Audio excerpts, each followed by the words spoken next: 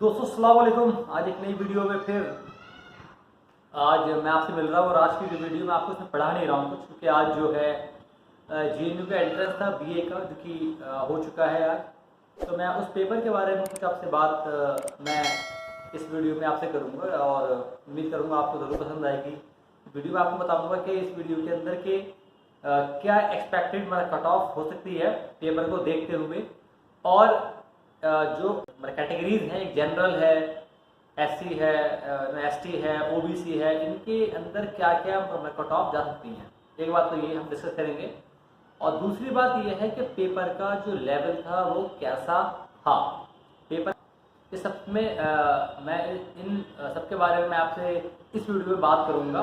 तो पूरा देखें वीडियो आप ज़रूर, और कहाँ से आया अंदाज़ा हो जाएगा और आप पे कितने मार्क्स आ सकते हैं या आप क्वालिफाई का चांस है या आपका नहीं है, वो सब आपको अंदाज़ा ज़रूर हो जाएगा इस वीडियो को देखने के बाद। तो सबसे पहले मैं आपको बताऊंगा कि जो पेपर का लेवल था ना, वो जो है, अगर मैं बात करूँ मतलब कल्चर के बारे में, तो कल्चर में जो है ओवरऑल पेपर बहुत मुश्किल नहीं आया था। कल्चर के जो सवाल थे उसमें 2-3 सवाल ज़रूर हाँ थोड़े अंदर से आ गए थे, जैसे आए थे, जैसे कि वो मास्टर ट्रीटी वाला और चार्ल्स डिगॉल की डेथ, वो ज़रूर थोड़ा अंदर से आ गया था। वो मैं समझता हूँ बहुत ही कम लोगों ने इतना पढ़ा होगा कि वो ट्रीटी कब साइन हुई थी, कब डेथ हुई थी।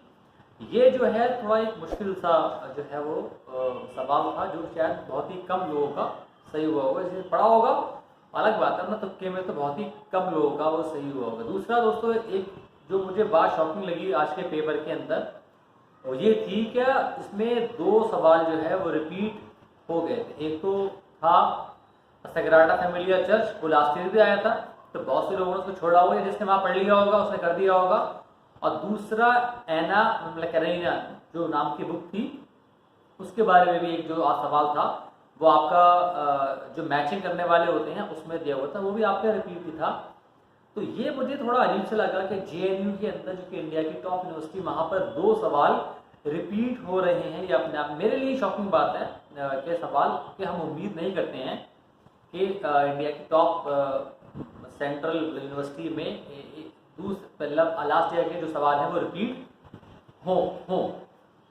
जहाँ तक दोस्तों बात है तो ये जो मैंने आपको बताया, कल्चर पेपर बहुत अंदर से नहीं आया था, सही पेपर था, सही आया था। हमारे रिपोर्ट से कोचिंग के बहुत ज़्यादा सवाल उसके अंदर से आ गए थे, अलग।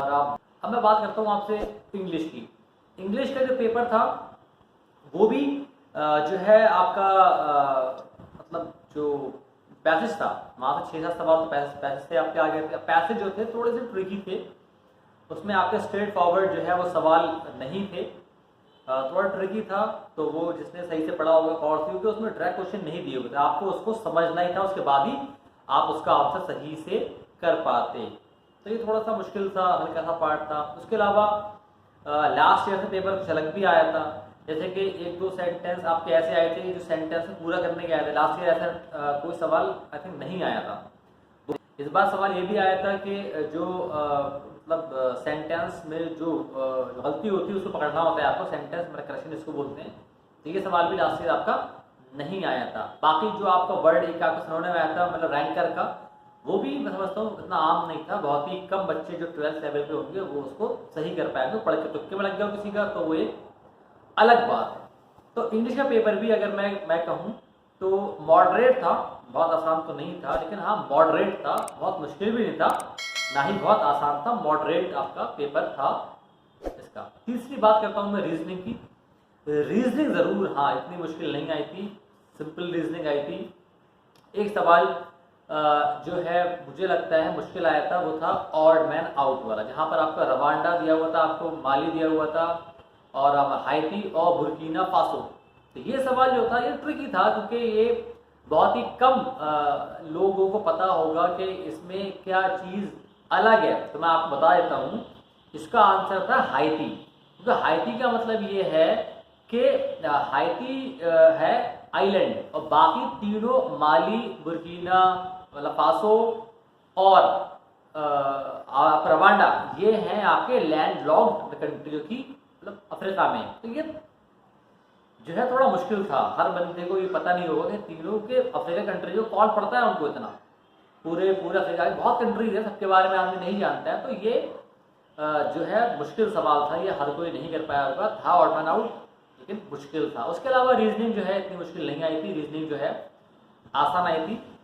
अगर आपने ठीक से पढ़ लिया होगा तो आपके अगर 20 नंबर की करीब आई थी रीजनिंग, तो आपके आराम से 15-16 नंबर आप आराम से पकड़ सकते हैं, वो आप वहाँ से नंबर निकाल सकते हैं। जीके के सवाल दोस्तों, हाँ ये मैं आप बताऊँ, जीके के सवाल जो थे वो जैसे कि 2 सवाल आए थे। एक तो ये आया था कि मतलब walk to work on Wednesday, तो ये किस स्टेट ने शुरू किया है। ये सवाल जो है हाँ करंट अफेयर ही है, लेकिन बहरहाल इतना थोड़ा अंदर से आ गया था, इतना ये थोड़ा सा हर बंदे ने नहीं सोचा होगा इस टाइप का सवाल आ जाएगा। और दूसरा मतलब Renuka ji multipurpose dam project, ये भी जो है उम्मीद नहीं कर रहे होंगे लोग इस टाइप के सवाल आ जाएंगे। तो ये 2 सवाल ज़रूर मुश्किल आए थे जो कि जीके का पार्ट था। तो ओवरऑल पेपर दोस्तों जो है वो मैं समझता हूँ कि मॉडरेट था, बहुत आसान भी नहीं था, बहुत मुश्किल भी नहीं था। जिन्होंने पढ़ा होगा, जिन्होंने हमारे कोचिंग के नोट्स पढ़े होंगे, वो ज़रूर अच्छा कर पाएंगे और उनके मैं समझता हूँ अच्छे खासे नंबर आ जाएंगे और रैंकिंग भी मुझे पूरी निकलने की उम्मीद है अपनी कोचिंग से। दोस्तों मैं बात करता हूँ आपसे इनकी जो कट ऑफ का जो है वो कितनी हो सकती है। तो दोस्तों जैसे लास्ट ईयर का था कि हर लैंग्वेज हर क्लस्टर का था अलग अलग, इस बार ऐसा नहीं है। इस बार तो सभी के साथ एक सा ही है, उसी में से आपकी जो है वो वेटिंग कह रहा हूँ, मेरिट बनेगी आपसे। तो मैं समझता हूँ किसी भी लैंग्वेज के लिए अगर आप जनरल कैटेगरी में आ रहे हैं, क्योंकि इस बार पेपर में सारे कल्चर आए, तो एक कल्चर आता है तो बंदा उसको अच्छे से पढ़ लेता है, तो इसलिए वहाँ मेरिट थोड़ी ऊंची चली जाती है। लेकिन अब बहुत ज़्यादा पढ़ना था तो उम्मीद करूँगा मेरिट जो है थोड़ी डाउन रहेगी, बहुत ज़्यादा ऊंची नहीं जाएगी। तो मुझे लगता है कि अगर आप जनरल कैटेगरी में हैं और अगर आपके मतलब 70 मार्क्स आ रहे हैं, 70 मार्क्स अगर आपके आ जाते हैं तो आपका बहुत ज़्यादा चांस है आप क्वालिफाई जरूर कर जाएंगे जनरल कैटेगरी में।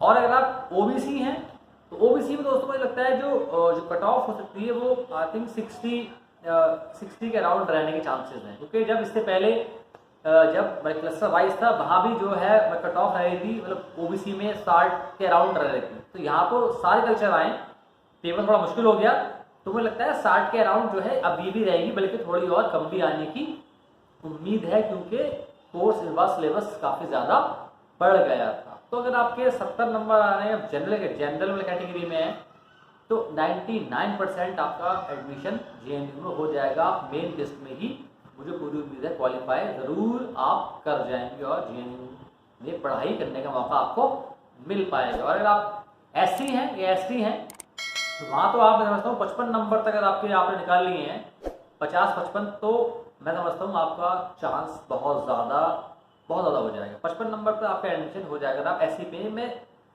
ये मेरा अपना मतलब माइंड कह रहा है होता है थोड़ा कम भी हो जाए, क्योंकि पेपर फिर मैं आपको बता दूं कि इस बार सारे कंट्री का पढ़ना था आपको, तो पेपर थोड़ा मुश्किल ही हो गया था और कुछ सवाल थे ना वो ट्रिकी भी थे, इतना नहीं था, अंदर से भी कुछ सवाल जरूर आए। जैसे कि वो सवाल आया था एक कि ऐसा कौन सा मतलब पर्शियन पोएट है जिसने कि हिंदी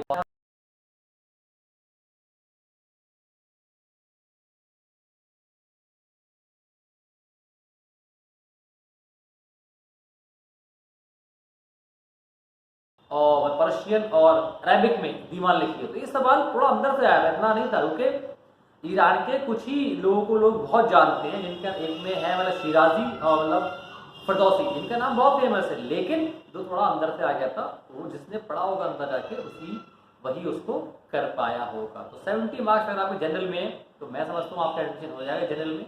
ओबीसी का 60 के अराउंड ऊपर नीचे 2-4 नंबर पे बहुत चांस बन जाएगा, और एससी एसटी तो बल्कि और 50 से 55 में ही वो क्वालिफाई करने का चांस उनका ज़रूर होगा। तो अगर आपके यहाँ से नंबर आए तो आप तैयारी करिए जेएनयू की। तो दोस्तों ये था मेरा एनालिसिस आज के पेपर को लेके जो कि जेएनयू का था।